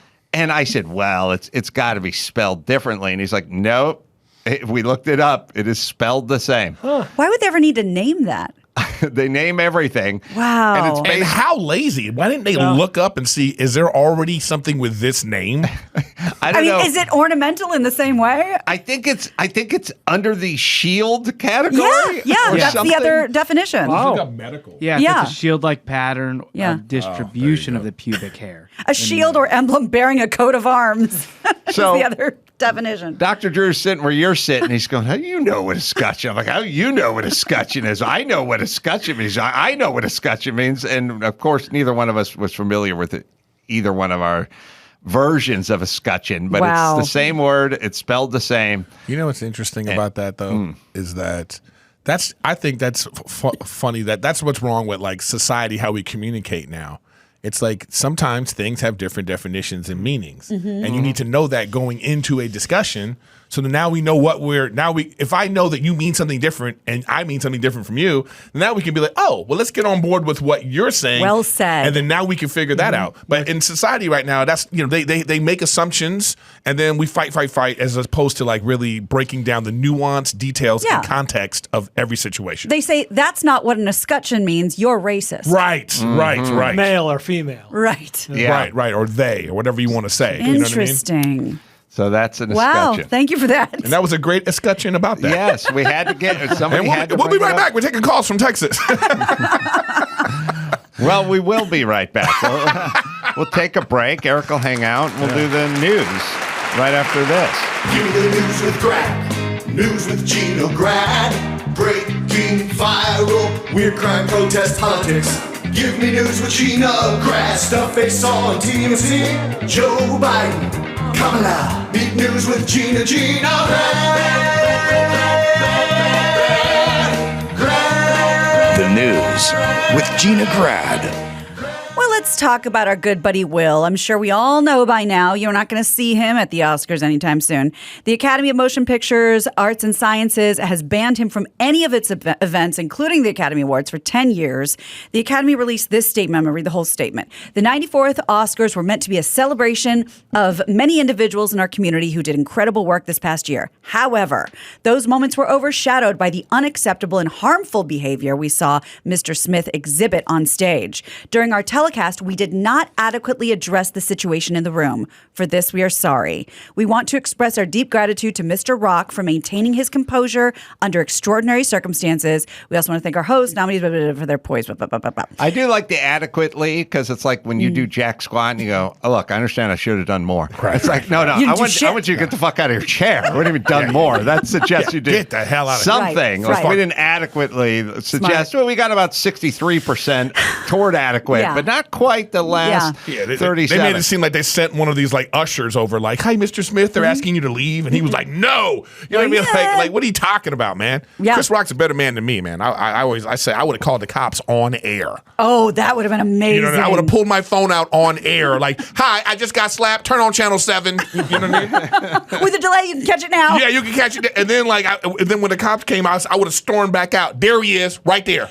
That's great, because that is the thing that apparently, because everybody has different thoughts on this, but they said anyone could have made a citizen's arrest who was watching it on TV. And then it was, no, you had to be in the room. You can't do it just because you saw it on TV. Well, no, actually, it had to be Chris Rock. So I'm wondering, did Mark Garagos ever have... there, though. Right, but didn't do anything because Chris said don't. Yeah, right. but and good for him. Yeah. You know what I mean? He's like, you know what? Let the guy do his thing. Well, if you want to hear about it, if you want to hear Chris Rock's point of view, you're going to have to pay him, because he says he's still refusing to talk about it. Good for but him. yeah, he suggested a way to get him to open up. At a show in Indio, California on Friday, the comedian said, "I'm okay. I have a whole show, and I'm not talking about that until I get paid." He also saw said, the billboards for that on the way out to the wedding. Yeah. India. That's right. No, He that said- was a message to Netflix. Yeah. He said, life is good. I got my hearing back. And I know Brian has a real problem with unearthed footage when it's something you could easily find. I think this category is unearthed. He doesn't like the title of unearthed. When it's like, something that reran on TV, you can't call that unearthed. But It's like when Sean Hannity pulls up something from the Man Show about Jimmy Kimmel. It's like it's in box sets. Yeah. This is not unearthed. you didn't just Widely find available. it. Yeah. This is kind of unearthed. If you found it at my parents' house, it would be unearthed because Exactly. it doesn't exist there. But if it's go to Amazon, Right. then it doesn't. I do not know when this was, but apparently it was before all of this shit and all the shenanigans. Jada Pinkett Smith put up like an Instagram live video, which does disappear, or she did delete it, but it's resurfaced. Well, those go away after 24 hours. Right. So, but this has now resurfaced. Somebody else put it up. This is really interesting. There is a therapist. She has a great podcast. Her name's Esther Perel, and she's a famous like Belgian couples counselor. And I guess she was going to go on Red Table Talk. And so without asking him first, Jada starts recording Will and does like a little plug for Red Table Talk with Esther Perel. Will's not really into it. This is the clip. So, Will, you know Esther Perel is coming to the table. She's going to be at the red table. Would you say she has been instrumental in you and I redefining our relationship? I would say don't just start filming me without asking me Oh, my goodness. if you could film me. Esther, come help us again, please. Escutcheon, I'm come still here. dealing with foolishness. Don't, because she don't just, Would you say that she helped us heal the hurts that we caused between one another? my social media presence is my bread and butter, okay? So you can't just use me You're like for making social media movies. and not, don't just start, I'm standing in my house. Don't just Maybe it start is his rolling. bread and butter and not his main course. Please Yeah, watch steak. Esther at the red table because she's helped us a lot. Can't you tell? Oof. Okay, you know what? That reveals everything I need to see. And you know what I mean? I saw that on Twitter, and I just responded saying, because I like Esther Perel, and I said, but sometimes a therapist's job is to help you break up. You hear that, Esther? Right. You know that he was serious. He was telling you his boundaries. Please don't record me without asking. You see this foolishness that I have to put up with? Come help us. Now that's just a moment. That's just a marital moment, right? That you don't want out in public, right? Everybody has relationships moments where if you were recording, you'd be like, I hope this never gets out, right? And that's one of those moments. And he's just being 100 with her. He's making a sandwich, whatever he's doing, and he's like, yo. He basically said, I don't want to do a commercial for your show right now. Please ask me ahead of time because I don't appreciate this. And you've done this. The subtext was, you've done this before, and we've had to talk about this. Yo, I now got to check you right now. And then she's acting all like a cavalier about it. And I know this. And then to put it online. Yeah. It is refreshing to see a black man being cuckolded for a change, though. I mean, isn't that, can we at least get that? Can we all agree on that? We can all agree on Yeah, that. sure. I've seen a lot of videos. I've never seen the black guy on the losing end. There's of the nothing cuckold. attractive about this relationship. Yeah. Like, I don't care who you are. If you're somebody that's in support of her, you're like, well, I don't want my man talking to me like that. And if you're a dude out there being like, yo, dude, you're Will Smith. What are you doing? Yeah. Like, I'm talking about if he put out a tweet, I'm single, I'm doing a contest, he could fill up the crypto arena with chicks who will be like, I'm ready to be with Will Smith. You know what I mean? Like, what is happening right now? Like, what are you talking about? Absolutely. This whole thing really, the whole thing drives me bananas, from the slap to, and then all the things about it and what it's caused in society. I think it's pointed out how ridiculous overreaction and the overcorrection that was. And I'm actually glad that it happened, because you know, if it didn't happen, the next day, Chris Rock would have been vilified. The next day, it would have been like, oh, she's got alopecia and comedians are going too far. Him slapping Chris Rock, it actually slapped all of America, and we all went, ooh, maybe we're overreacting to jokes. Yes. Agreed. He needs to start seeing Sandra Bullock. He got to get away from Go on. She's America's sweetheart. She is, She'd for a never do reason. that. Or he needs to, like, 4 hours later when she's on the pot squatting a log, just kick the door open with the camera blazing. Hey, man, so I'm doing something on my social media right now, baby. Right. You want to do this right now? Baby, what's coming up on Red Table Talk? Yeah. Well, now she don't have to worry about, her hair not being done. You know what I mean? So it's like, well, what is he going to catch her where she's going to be embarrassed? But it don't feel like that. And I don't like that being put out. Yeah. Because it shows it's a moment in their relationship that, like, I totally agree with him. He's even saying my social media presence, and now I'm looking like I'm a terrible husband. Yeah, it's very meta. He's saying this is what I can't have out there, and it's out there. You know what I mean? Yeah. She put it out, right? It was on her social media, and it was deleted. And by the way, I don't think 10 years is enough. Oh, wow. Oh, really? No, it should be like Pete Rose. He should be banned for life. Ooh. And I'll tell you why. It's a Rose deterrent. can't go to the academy? Yeah, Pete Rose is no longer allowed at the academy. No, let me tell you why. It's because of who he is. You have to have a deterrent. It wasn't Kanye that went up there. I think security would have been like, whoa. It wasn't Gary Busey. It was Will Smith. A person that has transcended race. Yeah, true. A person that is like a beacon of... A true crossover star. A true crossover star who was looked at as this family... Like, all the great things that he's put out, if he can do that, we got to let everybody know, don't ever even think about doing that. Don't ever think about doing it. So you think a decade seems harsh to me? They were talking 5 years, and they said, make Can I it tell 10. you something? How often are you even nominated? Unless you're Meryl Streep or Daniel Day-Lewis, this is a once-in-a-lifetime thing anyway. Right. I just hope he packs on about 170 pounds and just shows up as the huge, fat Will Smith in 10 years. Wow. Yeah. Just massive. He goes full Norbit. No, he'll have his Pulp Fiction movie and he'll be back. Right. Yeah. You know what I mean? But there's two things that could save him right now. And I wanted to ask you about this. And all of you, actually, right? Two Peyronie's. One, he suffers from Peyronie. Bent carrots. Bitch bent my dick. A roast would save him. Oh, yeah. If he came out and said, if Comedy Central was like, we're doing the roast of Will Smith and Jada Smith, next month, it would then it's like all is on the table. That would save him right now. You're absolutely right. Or Chris Rock's filming a special, and Will Smith walks out on stage. Oh yeah. No, those two would. Because at this point right now, it's like. But I think, just to me, the hypocrisy of all those people in that room, who, like, you're not out. No one's outraged. No one's like, what? Like, and even now, like, if you're on set with Will Smith, you're gonna be like, well, is he gonna flip out and slap me? Nobody can say this anymore. Oh, he wouldn't do that on set. Right. He has lost the benefit of the doubt. Yeah. All right. So it's like, that's why a harsh penalty is in play. Not for him. It's for a deterrent. And set an example. Set an example for everyone else. Because how many people wanted to slap Ricky Gervais, I'm sure. Oh, my God. You know, how many, I saw Bruce Willis, that look on his face when he looked over at him like, God damn, I wish I could go kick your ass. You know what I mean? I was picturing Will Smith at the roast with the dais, like everyone lined up. Yeah. And I was picturing that scene from Slapshot where the Hanson brothers went down the opposing bench with the high stick and just he just put his hand out and do the card and the spokes, you know.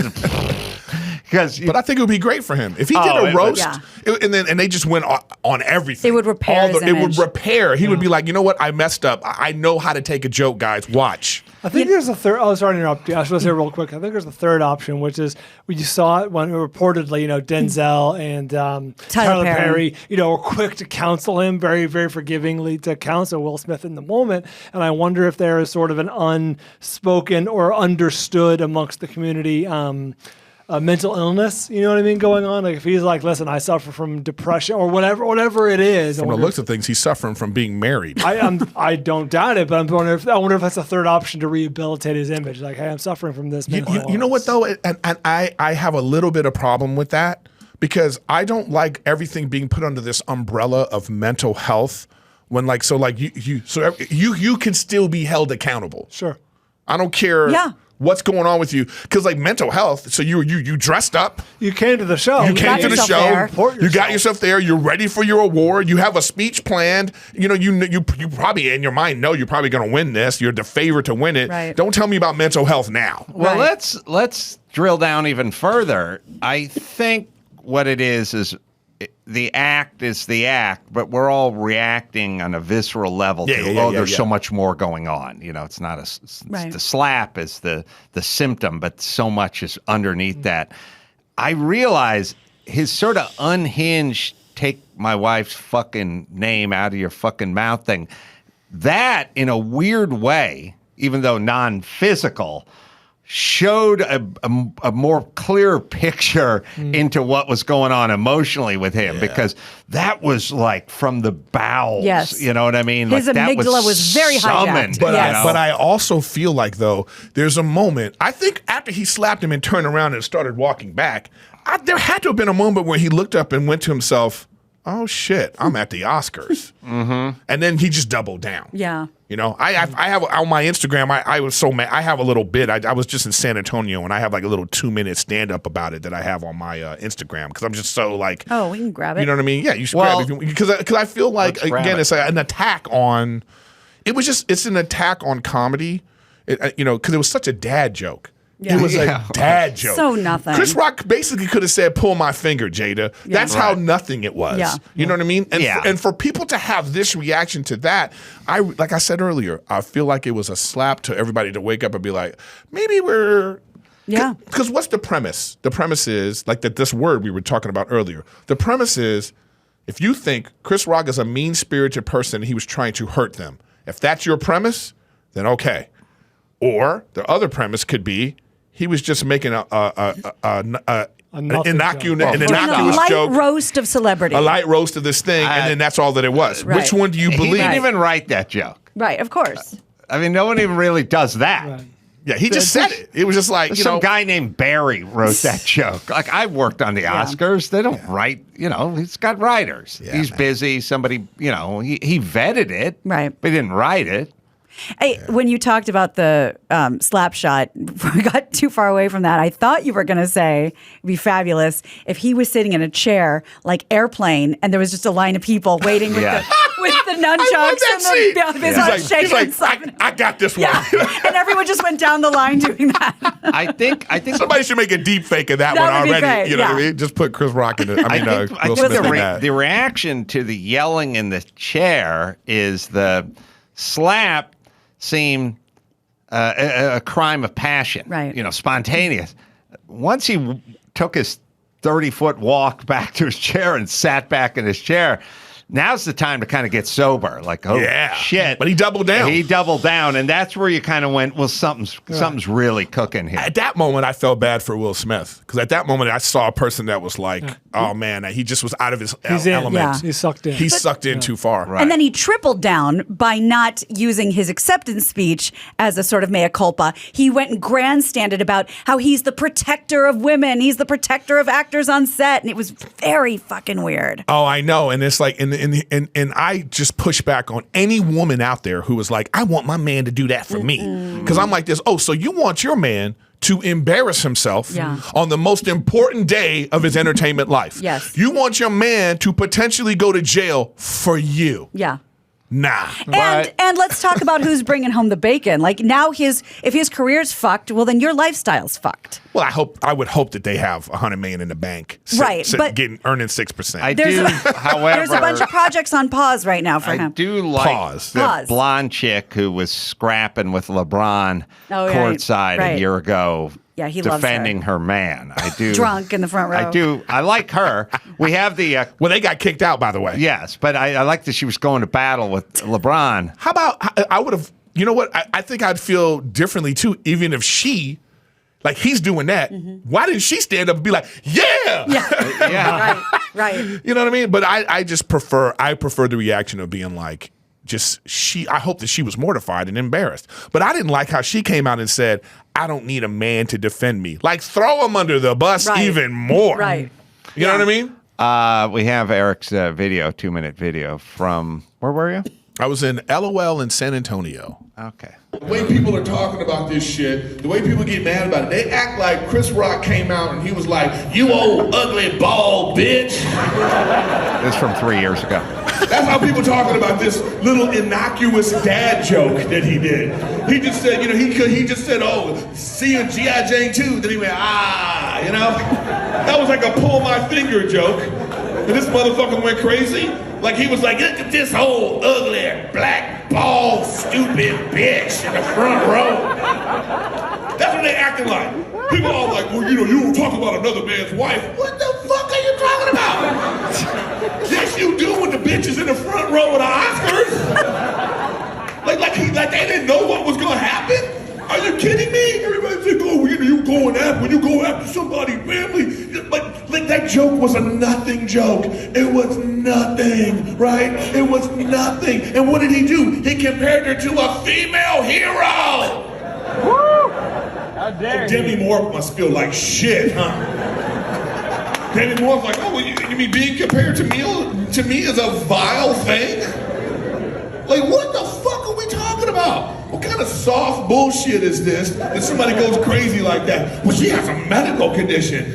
A medical condition? Like the bitch was on a ventilator. Please bring up Peyronie's. And she had an IV drip in the front row. And she was like, and Chris Rock was like, oh, look at this sick, bald bitch. Compared it to a G.I. Jane, a female hero. He could have said Gollum. You know what I mean? True. Like it could have been an actual insult. Oh, can't wait to see you in the next Lord of the Rings. You ugly bald bitch. Yeah, if he does that, yeah, maybe you go after the motherfucker. But a dad joke? What's wrong with these motherfuckers? Some soft shit, man. Nice. That's how I felt about it. And he brought up something that you've talked about a few times, not in this context though, the ancillary blowback. Like, Demi Moore, like what the fuck did I do? Yeah. Right? Yeah. I feel that way with Jimmy Carter every time we get a shit president. It's like, Joe Biden's the worst president. And Jimmy Carter's watching TV since Jimmy Carter's like 96 years old. Please say Ford. Please say Ford. Just finished a house for a single mom. You know what I mean? He's like, not even Nixon gets a nod. I've been out of the office for 50 fucking 1 years. You know what's crazy about this thing about like comparing to Demi Moore? The funny thing about it would be like, if you're a woman out there with alopecia and you're feeling shitty about yourself and you're like, oh man, what do I do? Someone could say to you, just be like G.I. Jane. Yes, that's the paradigm of heroism. You know what I mean? It's like, so, what is it? And it's funny to me, like this thing of like, so a woman is bald and we have to have a title for it. But how long you been bald? A shockingly long time. You know Middle what I mean? school. But it's like, you move on with your life. Right. Yes, you know, exactly. men Embrace have been it. bald for so long. Brian's parents were like, Captain America has a bent cock. And I said, really? And we would need to know that so we can feel better about ourselves. Also, something that hasn't really come up, but she's quite striking with no hair. She was Most looking women glamorous. Can't pull that Thank you. look Yeah. off. Thank she you. looked fairly stunning Regal. with no hair. Yeah. Like, you wouldn't have said that to Lizzo if she had alopecia. Meryl Streep would bump us all. Yeah. You know what I'm saying? Yeah. It wasn't like it was somebody that got other things going on, and now she also got alopecia. Right. You know what I mean? It'd be like, what are we doing? It's like it was like, oh, but you know what? Yeah, Lizzo bald would look like Ernie Shavers. That's what I'm saying, dude. But I will say this. Oh, wait, Otis Sistrunk. I'm going to revise. Find me Otis Sistrunk or Ernie Shavers, and then we'll see. But I have one pushback, though. One thing I will say this. I also understand if you are at the Oscars, can I just get my award without getting shit on? It would be like if I'm graduating from college and the valedictorian is giving a speech and he goes, "Oh, look at Eric's here. I mean, I'm surprised he passed his class. He's so dumb." And it's like, "Hey, bitch, can I just get my award?" Plus, yes, like you're saying, those front row, second row, those front seats, those are brokered by the studios. Of course, they're nominees, but Will could have sat in the second row if he really didn't want to, be wrote. You've got to expect if you're in that front row. It wasn't a surprise. They're gonna say something, but it wasn't a surprise. It wasn't like, and now guess who's here, everybody? Guess who just popped in? Chris Rock's here. Then everybody's like, oh fuck, they knew. That's the thing about it too. Is like this is the setting. It's the the environment for it. And I said I had another video where I was like, just remove comedy from the Oscars. You know what I mean? Like the Oscars should be on C-SPAN. Yeah. Okay? Because Just you know a what? ceremony. It's just a ceremony. You know what's a prestigious ceremony is like a Harvard graduation. Yeah. It's super prestigious. They might have Elon Musk and Barack Obama speaking, but that shit don't need to be on TV. That's right. Okay? So we're at a point now where it's like if you want to suck each other off and give out each other awards, we don't need to see it. Because as of now, if you look at the ratings, it's boring as fuck. All right, you just and another thing too about it that it's different now in society is I don't need to wait to see Will Smith. The only time I could see Will Smith 20 years ago would be like, well, that kind of star would be movies, TV, magazines. Now I just go on my phone. I know more about Will Smith in his social media profile than I do him sitting in the front row of this prestigious event. So it's not special anymore. It's not special. Mysterious. It's not mysterious. Yeah. So then what do they have to do? They got to bring a comic out to bring some entertainment value to this shit show. At least at the Grammys, they're asking the artist to sing. True. Right. You have to do a monologue. Yeah. Bring Denzel out. Here's Denzel doing a scene from his movie. Then maybe it'd be interesting. Yeah. Yeah. But as of right now, it's boring as fuck, and we don't care. Put it on C-SPAN, put it on Bravo, so we can all be about the fashion, and then we can move on with our lives. all right, Gina. Speaking of moving on with our lives, I love that though. You're right. anything else happen in the last 1,000 years? Oh boy. That's Otis Sistrunk. Y'all are going to hell. And Lizzo. Okay. Okay. I'm just saying, you wouldn't make. Eric's right. You wouldn't make fun of Otis. No, Otis is in the shoulder pads? Or Lizzo. Yeah. Was Ernie Shavers bald too? I want to see. It's in the name. Oh, boy. Ernie She looks more Shavers. like him. Yeah, I'm she sorry. looks like her, These are two deep cuts, and I got them both. Yeah, I got them both. Well played, sir. Thank you. Well done. Let's talk Sam Elliott. He has apologized for the criticism of the critically acclaimed Western film, The Power of the Dog. Sam Elliott should always go like he has plausible deniability on everything because like a lot of the shit leaves my mouth, changes after it gets through my mustache. So whatever you heard wasn't what I was thinking. Yeah, he has a because life you of his can't own. get through this thing. Yeah. Sometimes it'll drop a syllable. Right. It'll add a word. Right. Sometimes I don't even know. It's context, man. It'll fuck up my daughter's name. Right. You can't get words through this mustache without them being twisted and manipulated. That's what he should have said. That's what he should But have said. he didn't. What did he say? I didn't Okay, hear I'm gonna play it for you. He made headlines. We know he was talking about Jane Campion's Oscar-winning film. He called it a piece of shit and not a true Western. He did that during the What the Fuck podcast with Mark Maron, who he kind of gently roasts at the beginning of his apology. I skipped that. On Sunday, Elliott addressed the controversy at a panel hosted by Deadline to promote the Yellowstone prequel 1883, and he said he felt terrible, and he wanted to apologize to the director and the cast. And here's part of his apology. The gay community has been incredible to me my entire career. Really? And I mean my entire career from before I got started when I was in this town. Friends on every level, in every job description. Up until today with my agent, my dear friend, my agent of a number of years. Power bottom. And I'm sorry that I hurt any of those friends. Maybe the agent wasn't out. And someone that I love. He's furious now. Right. His wife looks at him. Sitting home with his beard. No. So I didn't know that. Okay, can I just say something real Yeah. quick here? All right, so because now I'm furious. Okay. All right. So what we're saying is I didn't realize it. So was it a gay Western? No. Brian saw it. Is that a theme in the thing? It is a theme of the movie. There's more sexual undertones than in your typical Western. Okay, so what I'm saying is, are we saying now in society that if you add gay to something, it can no longer be bad? Oh. Well, I don't know that that's part of this discussion, but I don't know. Well, I think that this is part of the discussion. It would be like as somebody of I'm of ethnic of African American descent. It's like so I got to say Soul Plane was good. Interesting, but Undercover Brother was a triumph. I mean, I'm just saying. All I'm saying is like, can we have some artistic integrity? We got to get past this thing where it's like, if you add social things to something, now it can't be criticized. Yeah. Like it's protected. No, if the guy has an opinion about the movie, maybe he just thought the movie sucked.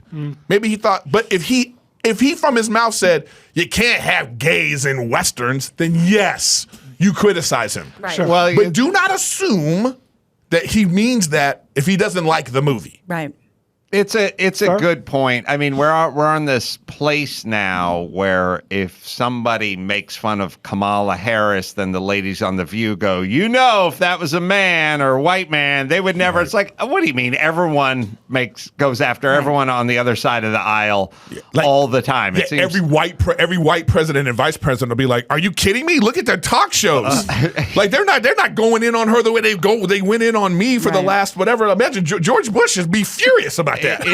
But it's unknowable. Yeah. Right. It's also insane to suggest that these people or Supreme Court nominee or now confirmed Supreme Court Jackson. Ketanji. Yeah, it's like if she wasn't a black woman, it's like the other side goes hard after the other, no matter who it is, white woman, white dude, black chick, whatever. Yeah. The whatever last one was a white woman, and they were going in on her.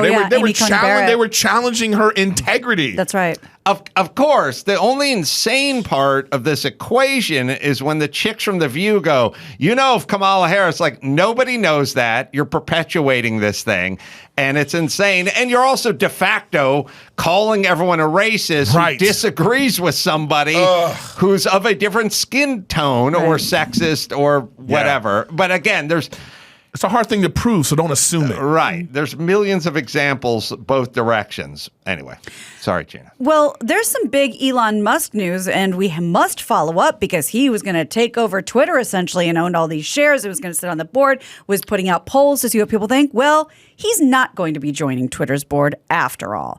Late Sunday, Twitter CEO Paraj Agrawal? Nobody a garage. Okay. Said Musk has decided not to join our board, sharing a message he sent to the company regarding the change. Musk said to officially become a board member on Saturday, according to the note he was supposed to, and then he opted out the very same day. The CEO did not explain why Musk said it's no good, but they did say that it's all for the best. Musk, who, of course, billionaire SpaceX founder, Tesla CEO, had purchased 9.2% of the stake in the company, and that's $73.5 3.5 million shares worth $2.9 billion. Elon Musk is? He's like the real Matthew McConaughey. Matthew McConaughey is just a good-looking dude who speaks in a cool way and says, all right, all right, all right. And he does a lot of cool commercials where he's walking around like looking cool. You can go watch the movie Surfer Dude.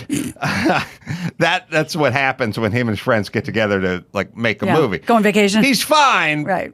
I think Elon Musk he embodies everything. Right. Lots of looks and vibes and whatever. But actually, Elon Musk is actually the real version of him. Like he goes out, kicks ass, does a million things. Like he's the real most interesting guy in the world. Yeah, if you really think about who he is, versus the Hollywood version of it is McConaughey. Yeah.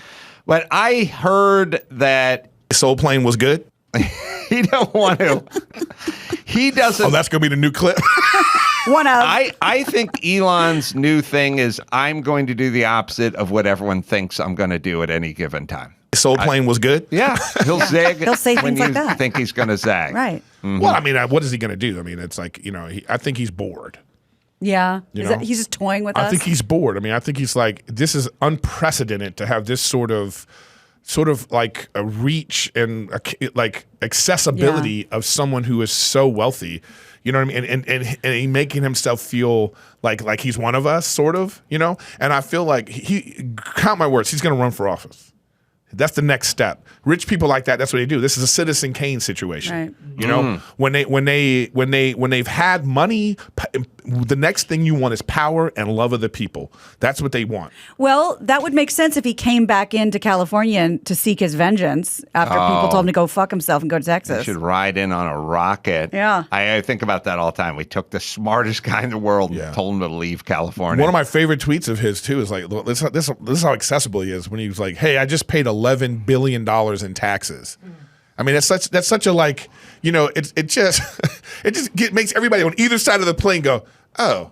No, thank you. Oh, okay. It would be. It would also Either side of the be. plane? It'd be Soul Plane was good. It'd be nice too. I'll never live this down now, you bastards. I would like a bona fide genius in the White House. Yeah. You know what I mean? We have the, Trump, daddy's developer money, we have Bush Jr. Bush's, the whole Bush family. We have Biden. Biden's just sort of career politician guy. Who the fuck knows what he thinks, really? Right. Like, I want some real world, started a company, kicked some ass, started another company, went better than the first company. Bring all your brass tacks, roll up your fucking sleeves, and bring a giant brain. Wasn't that who Perot was supposed to be? Or what's this fuck? The guy from Bloomberg. Yeah, right. They just don't have that. They don't have any charisma. Yeah. They just don't have that thing. Obviously. And thanks to Trump being the kind of person he was and the kind of things he would say, there's nothing in Elon Musk's past or tweets or whatever that would disqualify him. Right. No, You know what I mean? Thanks to Trump, no one's disqualified. No, and then also,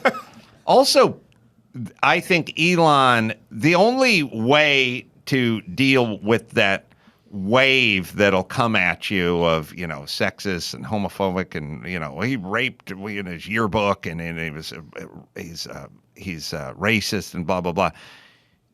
You can't get away from it. You got to dive through it and pop up the other side. Like he would dive toward it. You cannot, you remember when there was like Mitt Romney was running, he was trying to be all things to all people. Right. And there was like this story of like, he's like, what do you mean? I employ many women. I have binders. I have full binders of women. filled with it. You keep women in a binder? That was the Halloween costume. I don't know who even come up with that angle. Yeah. I don't care That's how. what they do. He said he kept women in a binder. And he was like, Ken liked him president. No, I didn't. Whoa, you always misunderstood.